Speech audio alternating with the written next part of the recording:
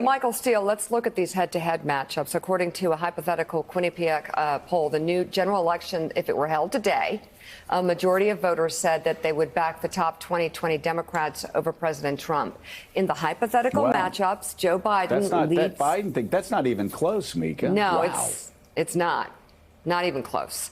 He leads Trump by 9 points, 51 to 42%. Senator Bernie Sanders has an 8-point advantage, 51 to 43. Wait, but Bernie's a socialist, Mika. That's not close either. I know. Elizabeth Warren leads Trump by 7, 50 to 43. Michael Bloomberg would top the president. He's richer, and he also beats him in this poll, 48 to 42. He has a bad day. Buttigieg leads 48 to 43. That's not good. Senator Amy Klobuchar has a 4-point advantage over Trump, 47 to 43%. Meanwhile, Biden and Trump split support among women and men. Biden leads among women voters 60 to Trump's 34%. Trump leads among men 51% to Biden's 42%. What do those numbers say to you, Michael Steele? Well, it says, in one sense, it kind of justifies what you're seeing in the Iowa poll and probably in the other early primary polls, that Joe Biden has some resiliency that I think people really underestimated. The fact that he is, to Joe's editorial comment there, is as strong as he is relative to the president, I think is something that, despite all the bravado from the president's team, they're concerned about. Joe is competitive, and I think the numbers reflect that. The other thing that I thought was interesting about those numbers is where Mike Bloomberg is in this. So you couple his rise for a guy who just came into the race a few weeks ago, dropped $37 million, is at 5%. Running competitively against the president, not at the end of the pack, but getting close to the middle of the pack, I think is something also that's going to be worth looking at, particularly when you consider Pete Buttigieg, who was the darling and the candidate du jour that everyone was kind of fixated on. Surpassing him in these types of polls says that Bloomberg may catch on in some degree. We'll see. I think getting those delegates becomes a real problem for a number of these guys. Joe Biden, though, my takeaway is in the best position to move beyond. And, Joe, if I could address real quick one thing that you said earlier, I think you're right about Joe in Iowa and New Hampshire, but I'm not convinced yet that he needs to win Iowa. I think if Joe comes in a strong second or third, his firewall is clearly South Carolina. He's still going to get that momentum. So I think he's well positioned of all the candidates right now as we turn the corner into the new year and the Iowa caucus. I completely agree. He has to hold serve in Iowa and New Hampshire. That may be a second-place finish in one, a third-place finish in another, and he can still survive that. If, let's say, Buttigieg wins in Iowa and Sanders or Warren win in New Hampshire, he's in really good shape as they take the turn south to South Carolina and, of course, Nevada as well. Willie, interesting about Mike Bloomberg, the way Bloomberg is competitive going into Super Tuesday is you have, Buttigieg winning Iowa and Sanders winning in New Hampshire, and then let's say Biden winning in South Carolina. 3-4 days later, you have Super Tuesday, and it's wide open, and there's no clear front runner, and Michael Bloomberg's dumped tens of millions of dollars in these individual states.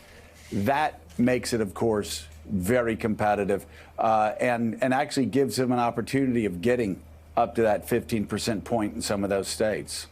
Yeah, he could, and this will be a test of money in politics, let's just say it. I mean, if he can spend enough money to be on the air as much as he's already been, we see it. You watch TV anywhere and you see a Mike Bloomberg ad, but in Iowa and New Hampshire and creep up a little bit, we will see. I was looking, though, if we can go back to the last poll we had up about the split between men and women when it comes to Biden versus Donald Trump. That is an extraordinary number among women. 60 to 34 is Joe Biden's lead over President Trump.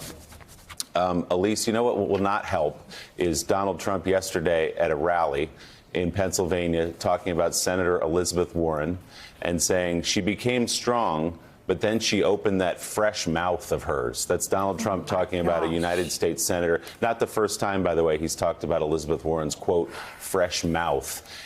I know it played big in that room. It'll get big cheers with his base, but when you're down 26 points among women to the man who could be your opponent, you might not want to talk about women in those terms. Adrian, do you think that's the kind of language that suburban women in Pennsylvania that really resonates with them when they're not paying that much attention to the election, but they just are kind of sick of dealing with Donald Trump? And those are the sound bites to make it on the nightly news that they're actually tuning into. I wonder if with this race, the Democratic field has been so overly focused on being more progressive than other candidates. And you look at Mike Bloomberg being able to jump in, and he's not really a Democrat. And yet in national polls, he's actually doing semi-well. Granted, they're only national polls. But you look at Elizabeth Warren, she seemed to be on the rise when she was moderating a bit before she said she was going to take away private insurance. Yeah. And then now competing over that middle lane seems to be where these candidates still have an opportunity for pickup. That's exactly right. But, you know, you talk to anybody out on the campaign trail and they will tell you that Elizabeth Warren has such a solid ground game, and not just Iowa, but also some of the Super Tuesday states. She's had people, staffers on the ground for a long time, and that will make the difference. I think having staff on the ground who's been working undecided voters and making sure that their voters get out, I mean, that's going to make a huge difference. So I'm not counting her out. I think she's kind of coming back down to realistic numbers. And if I was Elizabeth Warren, I might not be too upset that I'm not, you know, in that, you know, top 1 or 2 spot right now, because you're under less scrutiny and you're not, you know, as criticized constantly if you're sort of back in the, you know, number 3 or number 4 spot.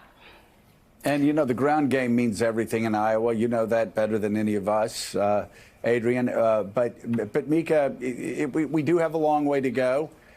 Elizabeth Warren has a good chance of moving forward. And you look at all of these polls, and it just shows how fluid the Democratic side is. The only thing I wanted to touch on those national polls that show Donald Trump doing so badly to the guy he calls Sleepy Joe Biden, or the guy that he says is a socialist, who says he's a socialist himself, or to the woman he calls Pocahontas, who he attacks, talking about her, quote, fresh mouth, like he's Biff from Back to the Future. What a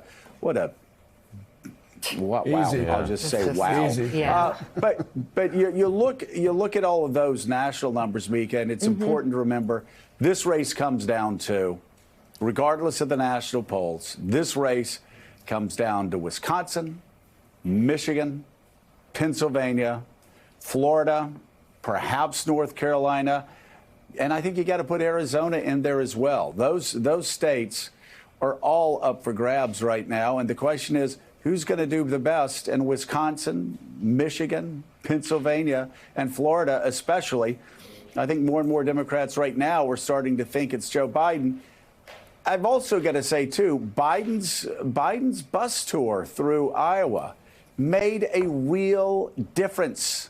You know, he wasn't hiding. He was out there on the campaign trail. He got into some back and forths you may not have liked, but all the dumb People seem guys to around like the it. table. Yeah. Loved it. All the dumb. You better believe it, Jack. You better believe it, Jack. Yeah. If you don't, I'll challenge you to push-ups. But people like Joe Biden, and that's evident in that poll. It's evident in that bus trip across Iowa. The campaign doesn't need to keep him isolated. They need to keep him out there shaking hands with people. Yeah, it's working. Maybe they know what they're doing. All right, coming up at his Pennsylvania rally last night, President Trump said his administration has started winning in court when it comes to his border wall with Mexico. He must not have heard about the latest ruling by a federal judge. That's ahead on Morning Joe.